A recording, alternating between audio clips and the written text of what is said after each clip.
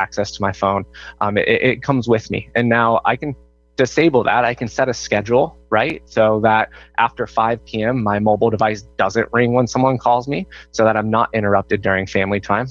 You definitely can control when phone calls are allowed to come through to those personal devices and when they're not.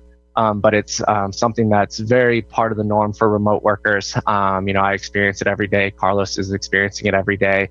And I know that it's important, though, that if you have employees that don't want to be reached, they can make sure that they're not being reached at those hours as well.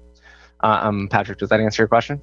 Yes, and just follow up, and it's seamless to outside callers, right? If it's basically I have an extension that's tied most likely to a direct dial number, typically, right? That kind of follows me as if I'm on the cell phone, or if I have it assigned, like you said, or scheduled to ring, or ring a different extension, right? But it's seamless. If I'm calling from the outside world, I don't know that I'm hitting your cell phone. Like you said, you don't know Carlos's cell phone physically. All you know is you're hitting his either extension or his direct dial number, DID, right? Yeah, I think at a high level, when we look at the architecture, the fact that all the routing intelligence is in the cloud, it doesn't have a requirement for using a VPN or some type of special connectivity, right? Over 95% of our customers, they all connect to us over the top of their existing internet, right? That's a real big piece to it, so that there's no dependency on any physical site, period. We are able to, even our own data center, we have an active geo-redundant data center. So even us as the solution provider don't have dependency on a physical location where we could fail over and have all of the services run out of there. And then it just continues to trickle down all the way down to that user level, Patrick, that you and Brian are referring to, is having a full tool set accessed from just a browser, accessed from a desktop client that is installed on either Windows or Mac, and then the mobile client that could be installed on either an Android or a iOS device. Thanks, Carlos. I think that's important to note too, as we're looking at this screen. It's for everyone in the room that sees this and is listening. It's an integrated solution. All these pieces are integrated together. So however we're choosing to use the technology, as you can see here, cell phone, desktop client on the right-hand side there, or some other method, it's all integrated. It's all very easy to use. And it's all encompassed in one application, right? So Carlos, one other question for you and Brian quickly, as I know we have limited time. I know the county plans to the county has very robust internet today. We plan to have a primary and a backup internet for disaster recovery or redundancy, right? And we are hoping to have a diverse path as well, going in different routes to the county building. Can you touch on quickly, you mentioned, on the RingCentral side, in the cloud, your solution is completely redundant, right, with multiple points of presence or data centers. And can you touch on a little bit about how that redundancy would trickle down, if a customer like Churchill County has redundant internet and a little bit on uptime and such, if you would. Absolutely. Yeah, the 5.9 reliability piece that Brian mentioned, we have a financially backed SLA for that 5.9 uptime. But for the last 2.5 years, we've been executing much closer to 6.9s. And actually, so 5.9 has been realized for over 5.5 years. 6.9's on the cusp of it for the last 2.5, and then the last 1.5 years, we've actually exceeded the 6.9s, and that's something that I think really speaks to being highly available, highly redundant. But to directly answer the question, within the data centers, we do have redundancies, as is absolutely expected, but we also have peering relationships, hundreds of peering relationships, both from a public switch telephone network, so the telecom world, if you will, but then also from a wide area network perspective, or internet carriers. So not only do we not have all of our eggs in one basket, we don't have it in 10 baskets. It's spread out much wider than that. So when carriers, and sometimes major carriers, have outages, we're able to route around that and still be able to reach out to our customers. Then those peering relationships are also leveraged when it comes to call quality as well, because here we are, sending our calls over the internet. 100% of our calls now are going over the internet. Sometimes there's a concern about that. We have another SLA for call quality. It says expect toll quality. We're leveraging those peering relationships, which is shortening the amount of time we're going over public internet. So I, being a home office worker, my particular internet provider is one of the companies that we have a peering relationship with. So there's actually a single hop from my carrier to RingCentral's network. And that allows me to have that good quality. The other element to it is we're not a prem-based company that is trying to go to the cloud or went hybrid. We were born in the cloud. So everything that we're doing from a technology perspective was driven to providing our solution over the cloud. Does that address the question for you, Patrick? Yes, it does. Very well said, Carlos. Thank you. I'll pause there and ask if there's any questions from the team. I know we said a lot there, but those were some important points. Colin, do you have anything on your end? Yeah, 1 second. I showed up a little bit late, so thanks for being patient for me. You may have answered this already, but where does all the information stay? Is that going to be on our server, your server? And then if I'm using my laptop, say at home, and I'm using the app, is that information going to commingle with the information on my personal laptop? So if I end up getting a FOIA request, then how does that work? Great question. I love, so part of the routing intelligence all resides on the RingCentral end.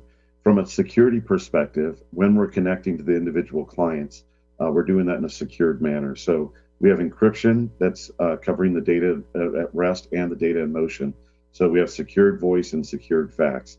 All of that data resides in our data center. Being a county, there may be some concerns about saying it must be US only, so we could have those discussions as well. That's something we could meet. But from a security perspective, having that encryption is key. But then the next piece is, just as you touched on, what about if I join and log in securely? By the way, we do SSO, so secure single sign-on, and we do dual factor authentication. These are native security measures that are included. So if I join from a personal device, the key is all of the information, although synchronized, so I'm still going to see my call log from yesterday. Maybe I'm perfectly able to work, but my child is sick and I have to stay home, but I could still work. I could log into the internet browser, get a secured sign-in, fully synchronized record of who I called yesterday, all my faxes, all of my texts are all there and available, synchronized for me to see. But the key is that it's streamed. So we don't have the records being stored on your personal machine. So in the event there were a records request, the records request only goes to the service itself, RingCentral, and does not need to extend to the personal devices or even the company devices. So our solution, in many cases, the only hardware that's shipped to site is going to be a physical phone.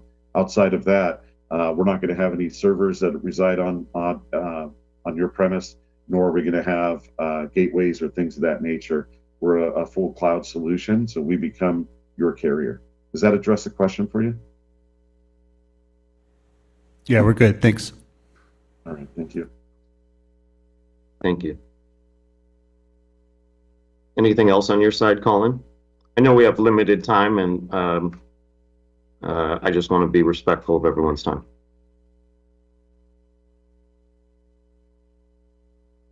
No, looks like we're good here. Perfect. Okay, Brian, maybe we can run through the last couple of slides, and then I definitely want to hit the IP phones while you and Carlos still have a minute with us, if you have a hard stop at the hour, and then the installation as well after this. So go ahead.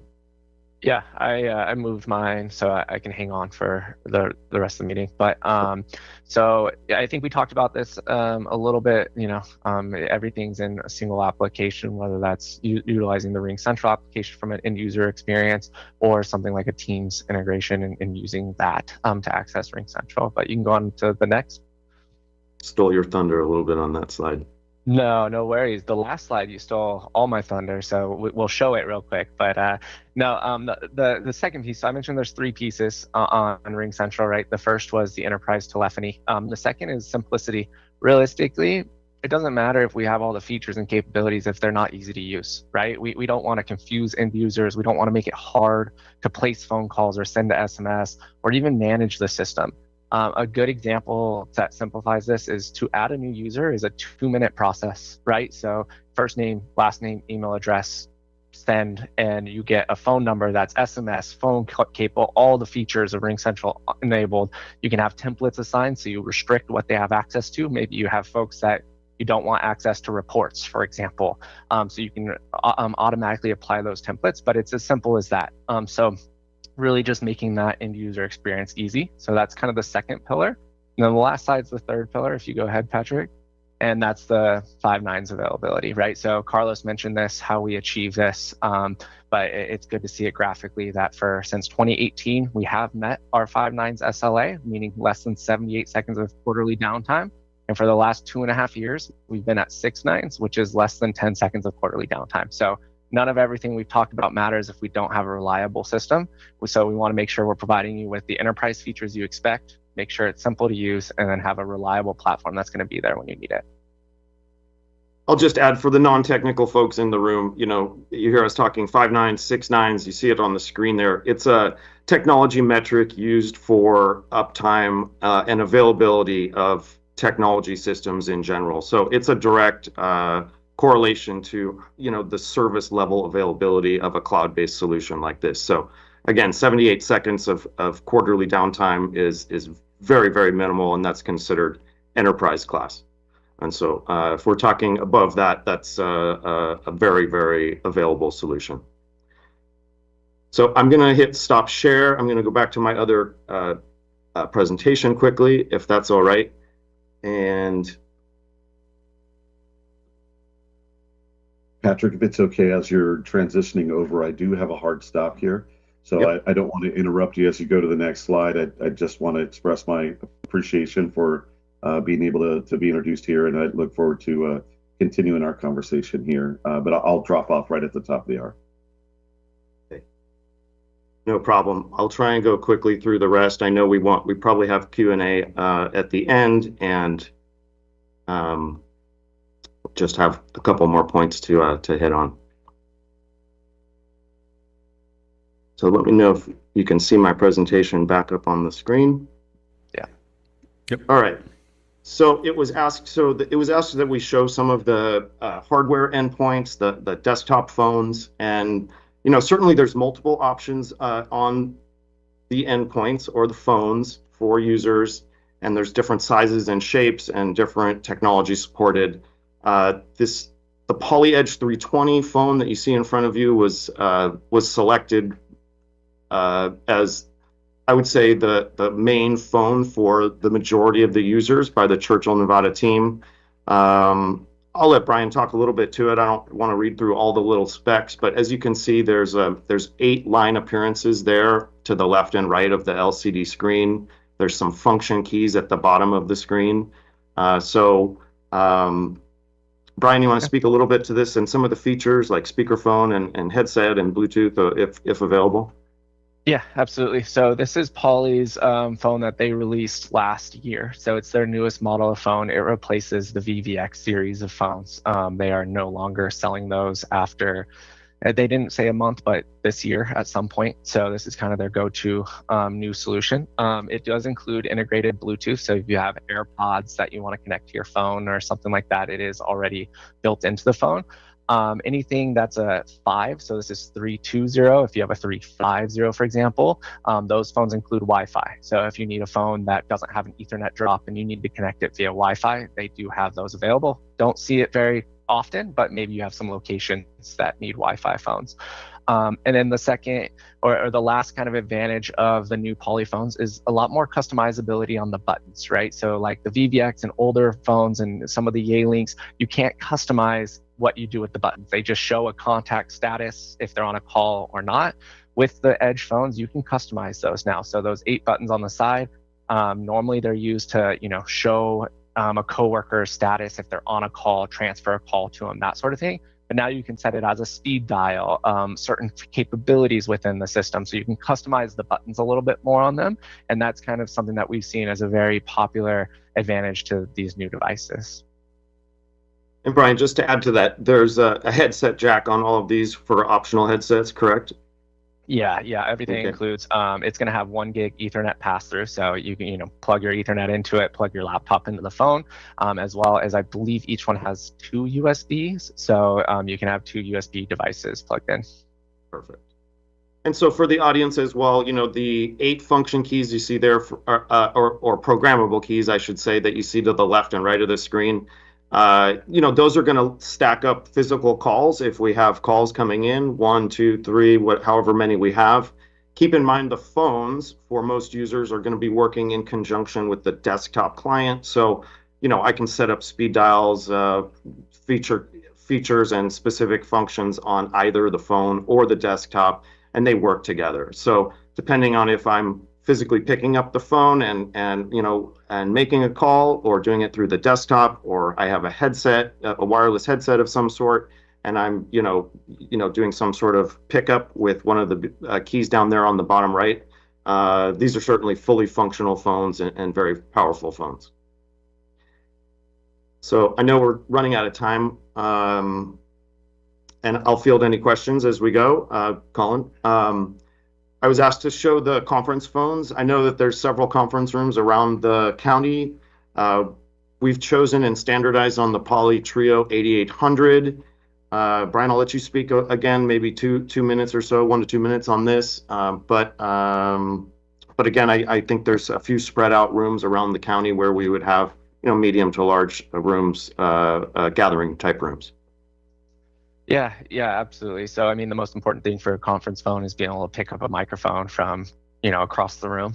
So this is kind of the best conference star type phone for that. So when you have a meeting of, 15, 20 people in a larger room, this is going to have great microphones to pick up everyone that's talking, right? So not a ton more really to add to that, but you can place normal calls through it. If you need to, you can place a 911 call type of thing. But most of the time it's going to be used for that conference speakerphone. And just to be clear, Brian, are there external mics that pair with this, or are they all built into the kind of triangle design that we see there, or tri-design?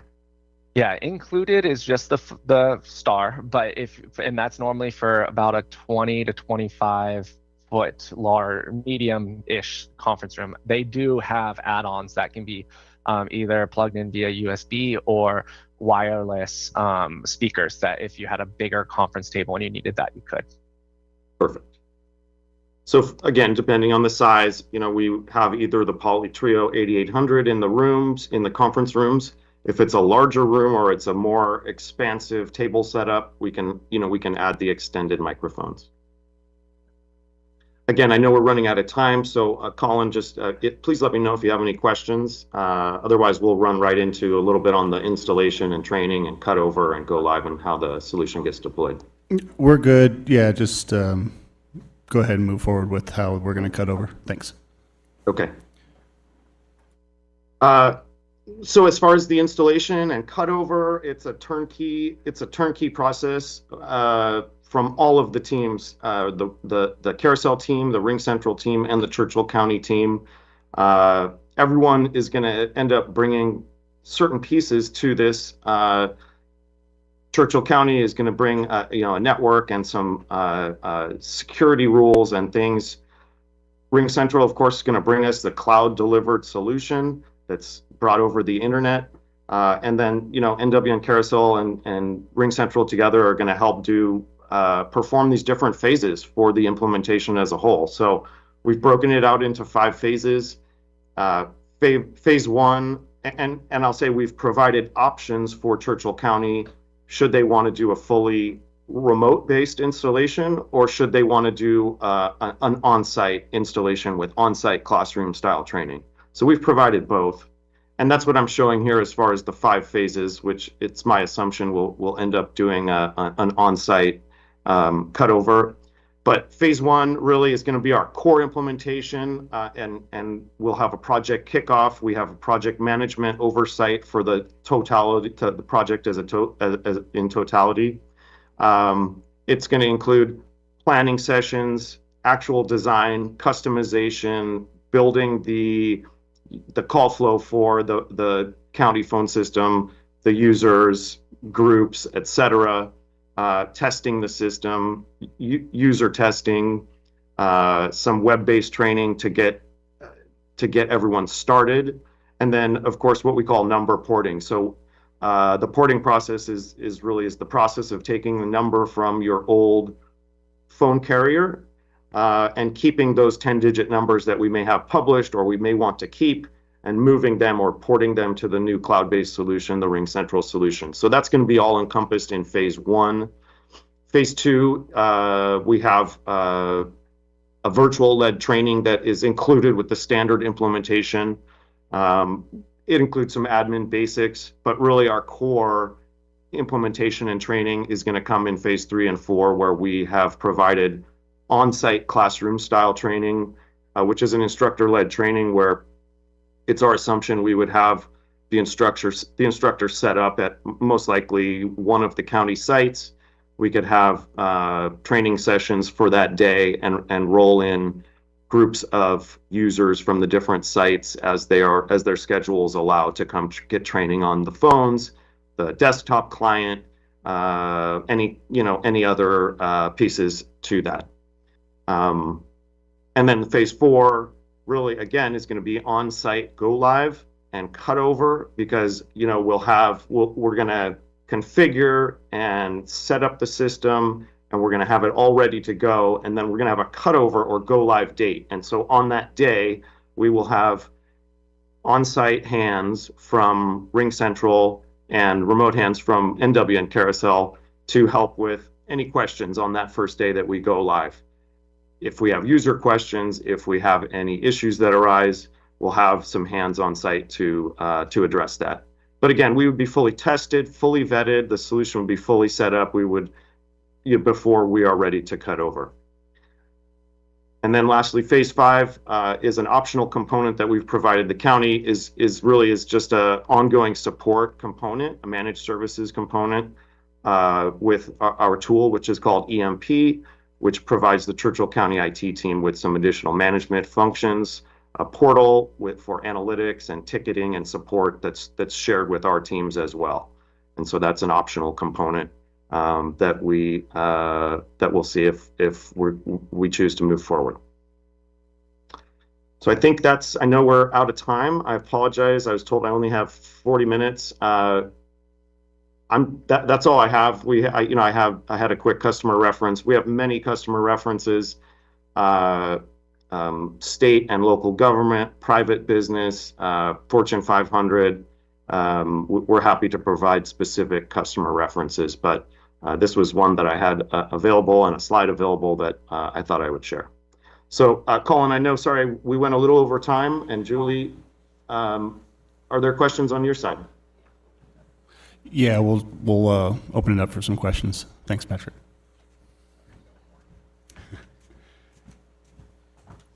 So when you talked about porting over like the office number, does everybody get an extension that are all employed in that office, or do they get individual numbers, or how does that work? Great question. Either or. We have a group of numbers that we're porting, that we're keeping from your old or that you are using today. And then it's our intention to also purchase an additional block of numbers that would be in sequence for any net new folks that or users that would want a 10-digit direct dial number or DID. But yes, essentially you'd have an extension on the system. We can choose to make it similar to what you have today or a net new dial plan. But that extension would be tied to you as a user. It would, if you have a DID, it would be tied to that 10-digit DID as well, and that would be kind of what follows and finds you wherever you are on your mobile phone or desktop, etc. Does that answer the question? Julie's got a question for you.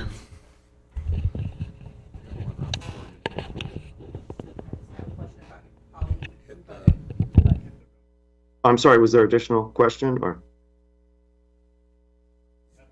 Oh, I had a question about your Poly conference phone. How many lines can you call out? How many lines can you call out on the actual conference phone? On the conference phone, yes. That is a good question. I've actually never been asked that. Let me look it up, and I'll get an answer while we answer the next question. Mine wasn't so much a question, but just to elaborate a little bit, because it was one of the points that I had written down to cover later, but it was asked about the porting. So that's why we collected the information on the actual telephone numbers that are public-facing phone numbers that you have, say, on your letterhead, business cards, website, and all of those. You'll get to retain those. They're going to be ported over from CC Communications. So any phone numbers that you absolutely want to keep because they are phone numbers that are out there, we can definitely accommodate that, and you'll get to retain those. Beyond those phone numbers, so say you have a department of 10 or 15 people, but you only have 2 numbers that are kind of publicly out there. So you keep those. The rest of everybody else will get new phone numbers and extensions, and we will obtain that block of numbers so that the people within your department can have consecutive extensions instead of like we have now where it's a little bit of a hodgepodge. You might have somebody with an extension 1211 and then you have somebody with 5694 or something, which makes no sense. So we're going to try to ensure that each one of the departments has consecutive extensions to make it a little bit easier as well. And we'll retain a set of numbers so that if you add personnel or need another phone number somewhere, again, you'll have a consecutive number to use within your department. Yeah. So how's this going to affect cell phones that we're paying for? Thank you, Julie. Anything we can add on any of what was said?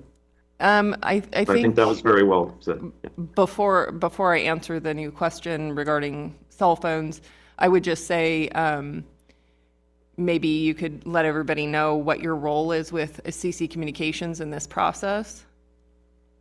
Of course. Yes, so CC Communications, NWN Carousel and our teams will be working in tandem with CC Communications, who is the internet and voice provider for the county. So we've had many preliminary conversations, and we'll continue to work together as we run through the different milestones of this project. Again, as we want to make sure that there's sufficient internet bandwidth, of course, for the concurrent calls that we'll be putting over the connection. There's different security measures and things like that, but we're going to be working in tandem both with CC Communications as the carrier partner, as well as the Churchill County IT team, who's going to be responsible to bring, the network to the table, so to speak, as far as network switches, power for the IP telephones, some security measures on the internal side as well. Does that answer the question? Yes, thank you. And before I answer Jorge's question about cell phones, I want to see if anybody has any more questions that are for NWN Carousel or Ring Central. I had one answer on the 8800 real quick. So it looks like you can manage 12 active incoming or held audio calls at a time on the line, and then you can have, I don't see a maximum how many lines you can have. I see some folks have had at least 3, one for Ring Central, one for Zoom, and one for Teams, for example. But I don't see a maximum. So I'll look into that, but I do see 12 active on each line. Brian, to clarify, is that physically, I don't think that's physically on the screen of the Poly Trio. That's if we have a computer in the conference room, is that correct, with the application? Yeah, so it can connect to multiple, like if you have a computer, you can use that for any of the audio, right? For a Zoom call or Teams, if you're using the computer audio and use it like a microphone, of course. But for actual like active calls, it would be 12 calls that you can place or receive at so you can have 11 on hold, for example, and 1 live call going on. Perfect. Thank you. Does that help answer the question in hand?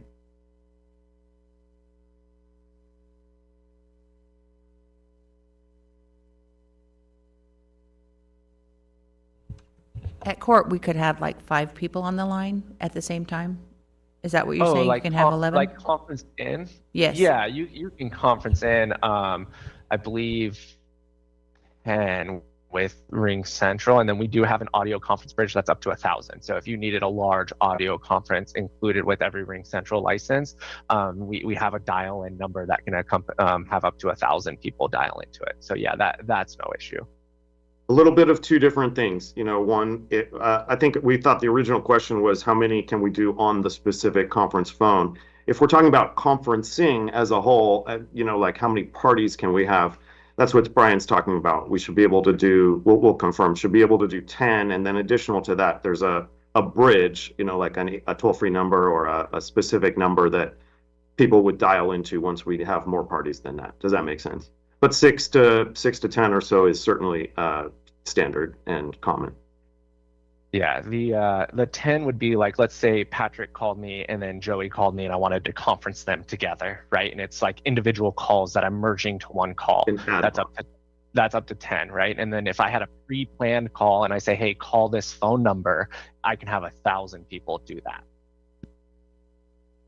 So much like the bridge we're on today, which happens to be Microsoft Teams, but we could have a similar bridge where we have conference parties call in, we all meet together, and it's a similar function like this for the audio experience.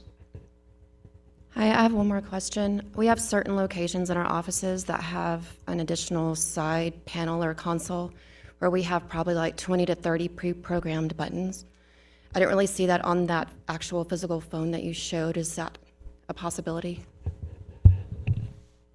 Yeah.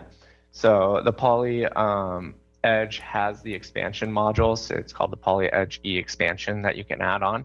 I believe it works with all the Poly Edge phones. But yeah, they do. So the 400, 450, 500, and 550. So normally the folks that are going to have that are going to have a little bit bigger of a screen phone, which is the 450 Poly phone, similar in capabilities to the 300 except for more buttons. And then you can add an expansion module to that, yes. And it's basically, Brian, programmable buttons for the expansion module where they could be speed dials, status, I want to see other people in my department, but they're programmable function keys, right? Yeah, exactly. So it's 22 different buttons on it, right? And then 3 pages of that. So 66 total that you can use. I think just one other point of clarification is that something that's different than what we're accustomed to right now is the fact that we have the interface with your desktop. So for most of us that are using that office phone, even though the kind of standard model, which is an upgraded model compared to what we've all been using now by far, with the integration with the phone, even though those physical keys, there's only so many of them, with the integration on the PC, you can just have that application open on your computer and click anything that you want. So, I mean, we can definitely offer if there's certain situations and departments that have like central reception and they receive really high volume numbers of calls and you want to have a larger physical phone for them, we can absolutely accommodate that. Otherwise, I mean, all of that speed dial stuff can also be accessed on the computer screen. So you don't necessarily need all these physical buttons because now we have the integration with the computer. Correct. It can be done either way. If we need the physical buttons and we want to take up the real estate on the desk, that's fine. And it's very intuitive and very easy to use. Just as easy to pop a second monitor or put it out on, part of your monitor and have that functionality on the screen, very intuitive, It's just a matter of different users like to use it different ways, so we can accommodate both. Yeah, and I'll come in just 1 second on that. So we have what's called a heads-up display on the application that you can have 100 contacts added to. So it functions very similar to those buttons on a phone, right? So it's its own screen. You can pop it out, have 100 contacts right there. You can quickly click their name to transfer a call if you're on a live call, or click their name to call them directly. We do have delegation, so if you're answering on their behalf, let's say you answer on someone's behalf and you see they're not at their desk, you can enable that. So you can do that all from the heads-up display in the application, and then whatever order you have those contacts on there, you can make sure your phone is in that same order, so it syncs both ways. And does Well said. anybody else have any questions on functionality or? Okay, so you guys are welcome to stay on while I provide a few more pieces of info, or if you have to hop off, that's fine too. But I just wanted to let everybody know what the timeline looks like here. So the phone replacement project was budgeted for fiscal year 24. We were trying to finish up the infrastructure projects for the county, like the switches and all of that, which is why the phones were put at the end of all the other IT projects. So the phones will actually be purchased during the current fiscal year and deployed and put out prior to July 1st, so that all the capital expenditure can be paid for out of the current fiscal year where it was budgeted. And then in working with Sherry and talking to her about the service itself, so we're going to be transitioning from what we're paying CC Communications. Obviously, we're still paying for our internet with them, but any other phone-based charges and things like that will be able to be eliminated there. And the way this works as far as the service itself is a per user per month, and the options for that with your actual service and the compliance and administrative fees and the E911 fee, all totaled together come to $15.49 per user per month for the service. And again, in working with Sherry, she's asked that would be paid on an annual basis instead of a monthly basis. It just saves everybody time from having to pay each month, and that essentially our service would begin shortly after the fiscal year. So we'll receive and deploy the phones and then have the service cut over shortly after July 1st. And so then that will be billed all up front as like for the entire year. And then Sherry wanted to allocate that out to the different departments, like per user per month. So or per user, and it would be paid for the entirety of the year. And the reason there is because there are some departments that have special funds that come in, or grant funds and things like that. And so that's the reasoning there. So does anybody have any questions like on the deployment piece? And obviously we'll be in touch with everybody to let you know that, Ring Central will be coming in, and when the devices are going to be coming in, and when people are going to be delivering them to your departments and things like that.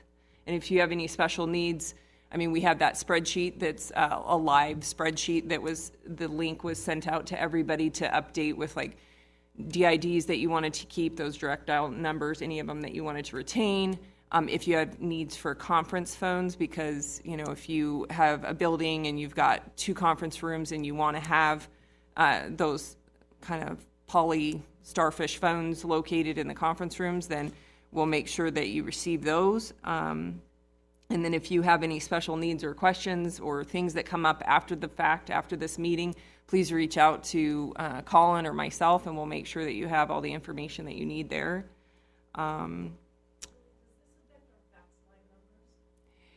So did you hear that?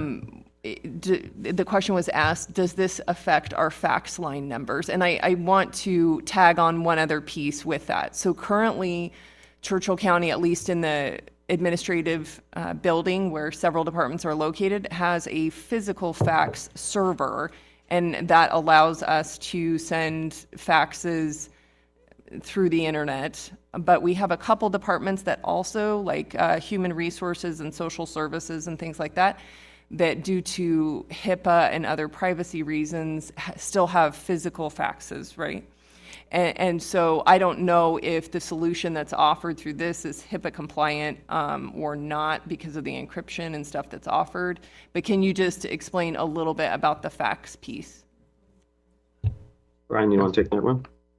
Yeah, absolutely. So a couple ways we can handle fax, right? So first, for HIPAA compliance, yes, we can sign a BAA. Ring Central is HIPAA compliant, and it's basically, as long as you're following HIPAA compliance the system will be HIPAA compliant, so we can get that in place, no problem. As far as physical fax machines, there's a couple ways we can integrate with it. If it's a multi-function, a copier that has like an email address type of thing, you can integrate that way, and you don't need any hardware to connect to it. So we can do fax to email, email to fax. We can fax through those machines, no problems there. If it's a traditional analog fax machine, typically we'll put an ATA in place, which is an analog terminal adapter, and that allows that fax machine to connect to RingCentral, right? So there's multiple different ways to handle fax. Every phone number will be fax enabled, so you can have it's not an additional license for faxing. So if you had a fax number, that would just be the phone number.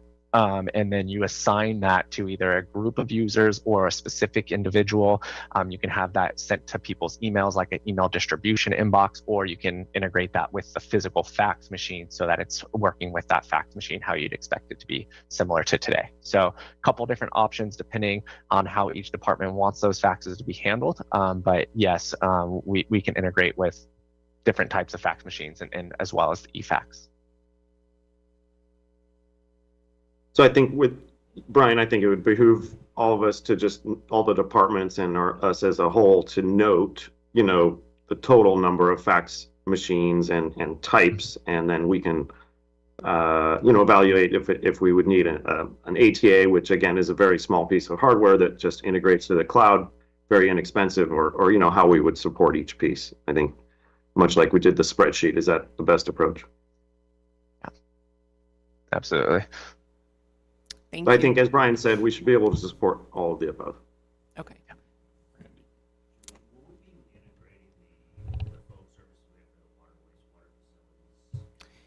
Yeah, and that's a great question. So essentially anywhere where there are county facilities that have phones, we should be looking at this as the solution because it will be a cost savings. So right now at the water and wastewater, I'm assuming, I don't have that bill in front of me, that we're paying for phone lines at both of those locations. That would then be able to be turned off entirely.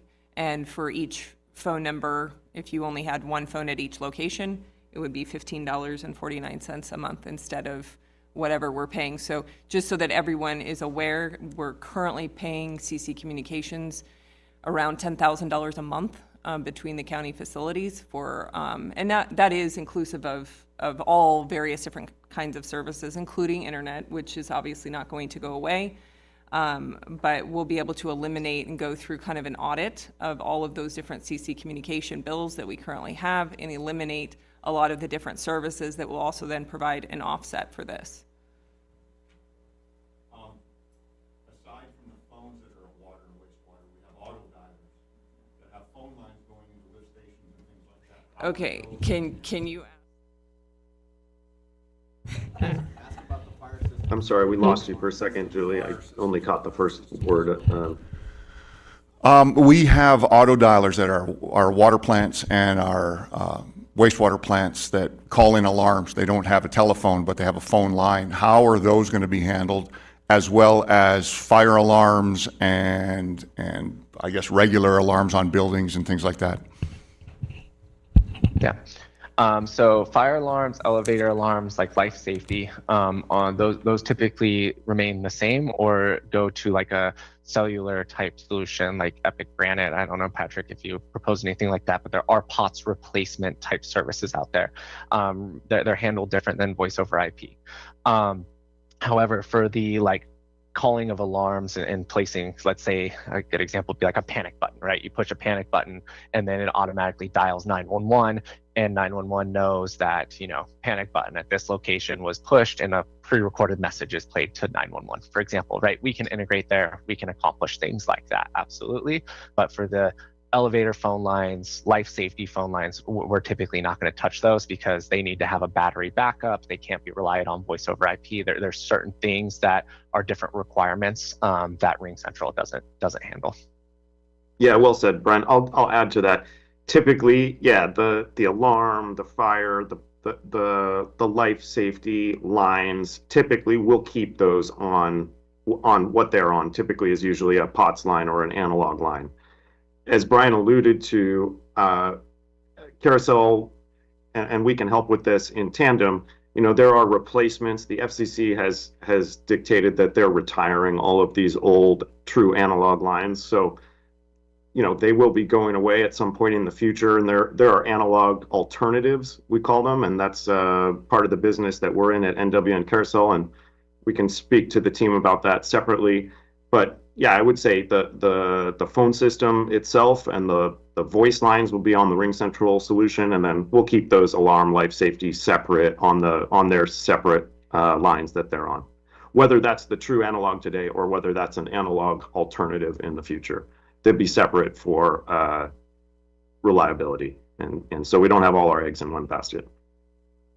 Evan, I do have to hop. I'm running a minute late here for another meeting. It was great meeting you all. Happy to answer any future questions as well. Thank you so much. Thank you. And so, Chris, and I'm here. I have time, so I have Okay. time to stay for any other additional Great. questions. I would just say that anything where there's questions about how it's going to work with like auto dialing and things like that, we can always dig deeper into those and find out whether or not this is a feasible solution or if we need to leave those on an analog line. Did my information help answer your question about the auto dialer? Yes, and sorry, we're getting one other question, so just one moment. Of course.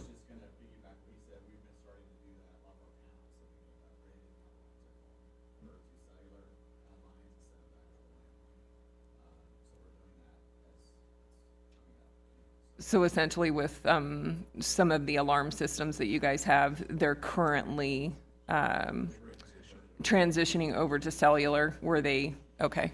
Yeah, I think a lot of the options that we already have will be able to be replaced by RingCentral, and there may just be like a few, like the elevators and potentially the water wastewater, depending on how that is set up, that may have to stay with those analog lines. So the nice thing about this, though, is that whether a new employee is hired or a space changes and you need to add a phone, it's extremely simple. It's not like we are having to call the phone company to come out and run a phone lines or anything like that. We can just get a new handset and connect into the internet, and you're off and running. So it's extremely simple to be able to add a new user to the system. So not at all cumbersome like it has been.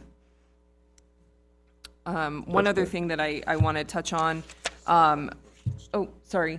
Is there one other question right now?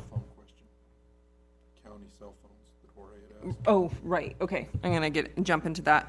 Also, real quick, I know that we have a handful of you that have kind of more recently, and I'm saying like within the last few years, received new phone equipment or systems from CC Communications. Off the top of my head, I know that's JPO.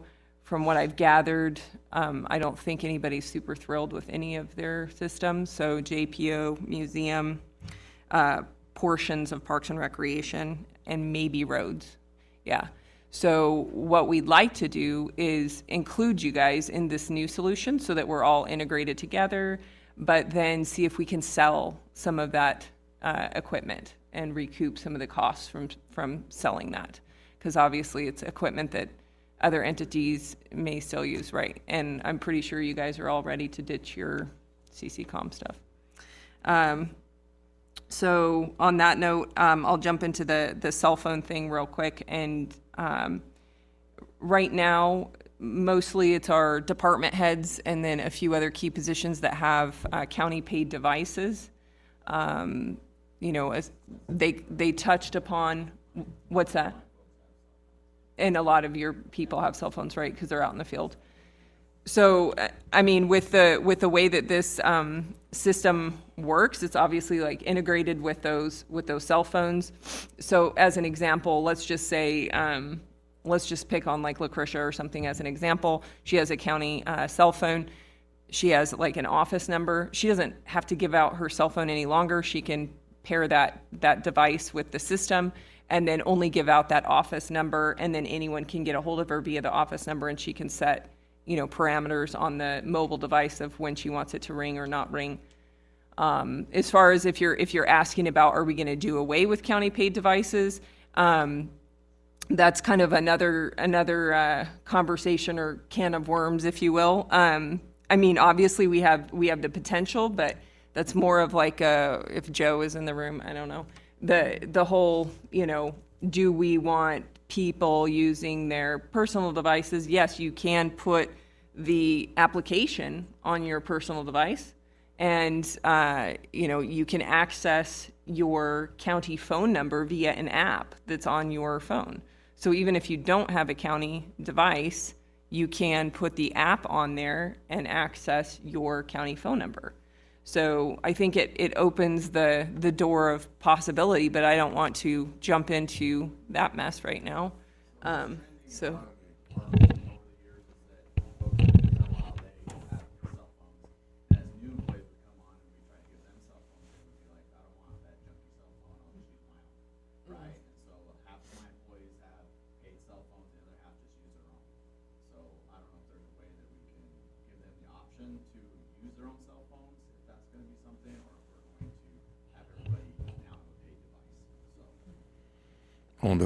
Before Joe enlightens us, I would just add to that, if it's simple voice interaction that you're having, or you're texting through that app, you may be some level of protection on FOIA, which I would defer to Joe on.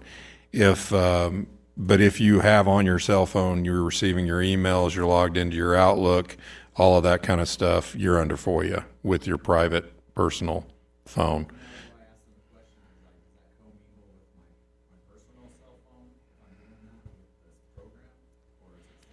No, it would be separate. It would be separate through the app that you would be putting on your phone. But that still you're not going to get your email. You're not going to get through this app, which if you're receiving your email on your phone, and that's usually the most FOIA-able chase that you've got, that's then makes the whole device FOIA-able. So the major concern with folks who use their personal device is if there does become a records request, they're going to have to give up a certain amount of information that may think that they didn't have to give up. And so if you only use this app for the business of the county and you never use your personal device, your personal messages to send business-related information, then all of the records are going to be in the app, and it's not a problem. The issue is going to be when folks are using their personal device, they're used to using their personal device, they've got this app. Most of the time, maybe they use the app, but sometimes they don't. Well, if sometimes you don't, that means that there's going to be records that exist on your phone, and we're going to have to look for those. Basic answer is if they use their personal device and they choose to use their personal device and you get a public records request, they're going to have to search through their personal device.